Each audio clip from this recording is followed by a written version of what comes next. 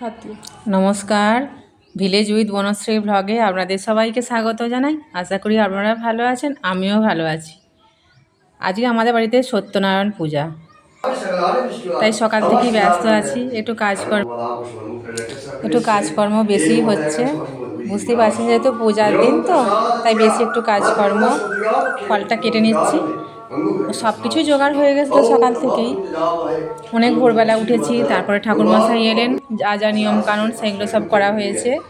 তারপরে ফল কাটছিলাম, কাটতে কাটতে ঠাকুরমশাই কী একটা বললেন, উঠে পড়েছিলাম। আবার ফল কাটতে বসেছি, যেহেতু একা মানুষ, কখনো উঠতে হচ্ছে, কখনো বসতে হচ্ছে, এই সব মধ্য দিয়ে যাচ্ছে। সত্যনারায়ণটা অনেক দিন থেকেই দেবো দেবো ভাবছিলাম, কিন্তু একটার পর একটা বাধা চলে আসছিল, তাই ফাইনালি আজকেই সেটা হলো। আজ ছিল খুব একটা ভালো শুভ দিন। আজ ছিল বুদ্ধ পূর্ণিমা, আবার তার উপরে ছিল সোমবার। সব মিলিয়ে ছিল একটা ভালো দিন, তার জন্যই ফাইনালি আজকে দিনটা নেওয়া হয়েছে। তো আমি ফল কাটছিলাম, কাটতে কাটতে উঠে পড়লাম। আমার একটা ভাসুরঝি বলল, কাকিমা দাও, আমি ফলটা কেটে দিচ্ছি। তো ফলটা কাটছিল, আর এটা হচ্ছে আমার নাতনি। ও বায়না করছিল, দিদুনে একটা লিচু দাও, একটা লিচু দাও, আমি খাবো।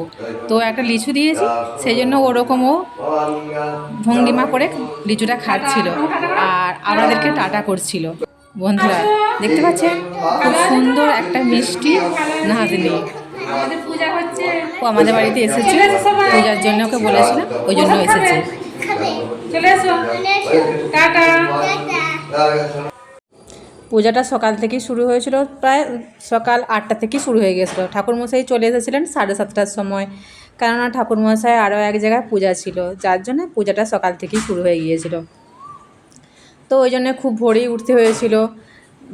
ঠাকুরমশাইয়ের বাড়ি আমাদের বাড়ির কাছেই। তো ঠাকুরমশাই বলছিলেন যে, বৌমা তুমি সকালবেলায় সব জোগাড় করে ফেলেছো? আমি বললাম হ্যাঁ, যেহেতু আপনি সকাল করে আসবেন ওই জন্য খুব সকালবেলায় জোগাড় করে ফেলেছি। তো ঠাকুরমশাই এবার হচ্ছে পূজা করছেন, তারপর এবার আরতি হবে, তারপর আবার হোম হবে, সব কিছুই হবে। হতে হতে প্রায় বেলা 11টার মতন বেজে যাবে।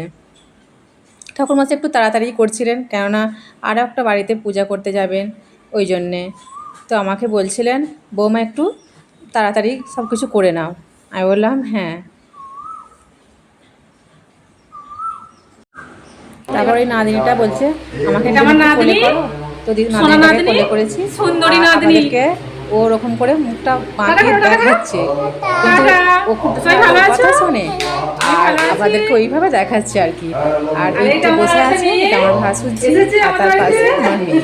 দুজনে ওরা আর এটা বসে আমার রয়েছে, মেয়ে। ওরা গল্প করছিল। দুটো মেয়ে বসে আছে। তা আর আমার এটা আমার ভাসুরঝি একটু নাতনি, লজ্জা পেয়েছে, তো ওই আমার জন্য ছোট্ট হাসছিল নাতনি। খুব। আর হাই। এই মুখটাকে টাটা বলো। এরকমভাবে আপনাদেরকে দেখাচ্ছে। এটা আমার আর একটা আর নাতনি এইটা আর একটা এসেছে। নাতনি। তো ঠাকুরমশাই এবার হোম করছেন। আর ভেতরটা এত ধোঁয়া হচ্ছিল, যার জন্য সবাই বাইরে বেরিয়ে পড়েছিল। মানে আগুন তো একে গরম, তার উপর আবার ধোঁয়া হচ্ছে, সবাই বাইরে বেরিয়ে পড়েছিল, আমি আর আমার ভাসুরঝি দুজনে ছিলাম। তারপরে সবাই বাইরে বেরিয়ে পড়েছিল।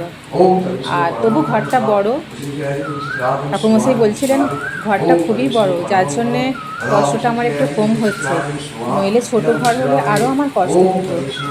তো যথারীতি এইভাবেই হচ্ছে। তো এবার আমরা সত্যনারায়ণের যে বইটা পাঠ করে সেটা আমরা সবাই মিলে শুনছি।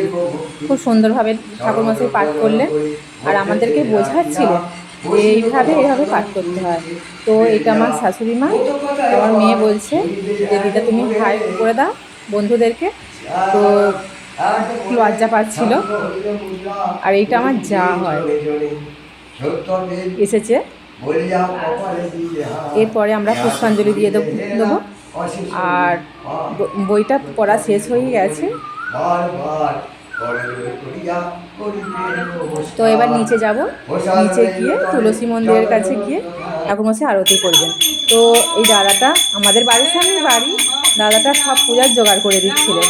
তো এসে বলছে আমি একটু নাচ দেখাবো বন্ধুদেরকে। আর ওই যে পাশ দিয়ে গেল, ওইটা আমার আর একটা যা। তো দাদাটা এমনি সবাইকে হাসি খুশিভাবে সবাইকে হাসায়, আরও মানে নানা রকম ভঙ্গিমা দেখায়। তো আমি বললাম হ্যাঁ। তো ঠাকুরমশাই এবার আরতি করছে, আর আমাকে বলছিলেন বৌমা তুমি একটু করতালটা বাজাও, ওই জন্য বাজাচ্ছিলাম। ঠাকুরমশাই আরতি করছে, আর আমাদের তুলসী মন্দিরটা সেভাবে করা হয়নি এখনও। উঠোনটা যখন করা হবে তখন মন্দিরটা বানানো হবে। তো যথারীতি ঠাকুরমশাই আরতি করা হয়ে গেল। এবার আমরা আবার ওপরে চলে যাব। নিচে হয়নি, সত্যনারায়ণটা ওপরেই করা হচ্ছিল না, নিচে আমাদের খুব ছোট জায়গা তো, যার জন্য ওপরেই করা হচ্ছিল, নিচে তেমন বেশি জায়গা ছিল না। তো হয়ে গেছে।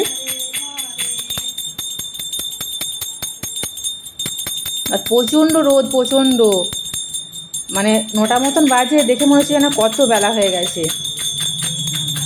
তো ঠাকুরমশাই এবার আরতি করে নেবে। আর ঠাকুরমশাই না খুব ভালো করে পূজা করেন, মানে হাতে সময়টা হয়তো কম ছিল যার জন্য, নালে কিন্তু খুব ভালো করে পূজা করেন, খুব ভালো।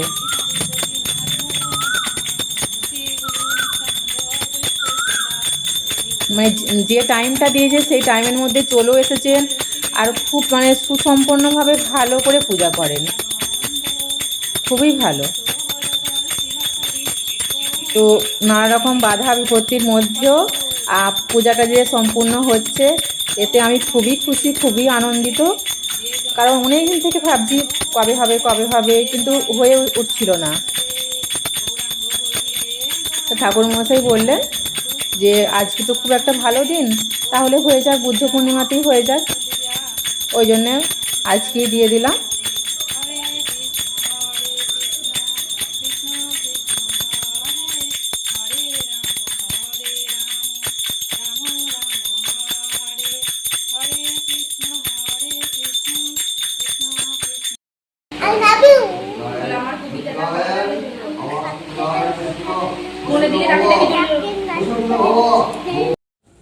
তো এই ছিল আমাদের সত্যনারায়ণের প্রসাদ।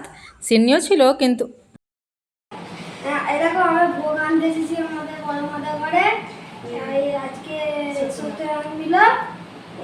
আম আছে, তরমুজ আছে, আঙুর আছে, বেদানা আছে, তারপর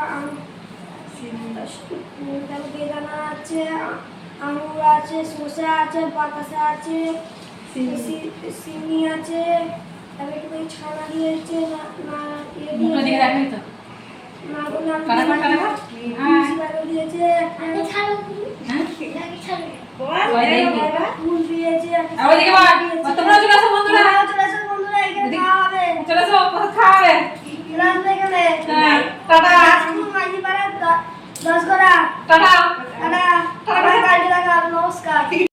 এই পূজায় শেষ হলো, হওয়ার পরে এবার একটু প্রসাদ খাবো।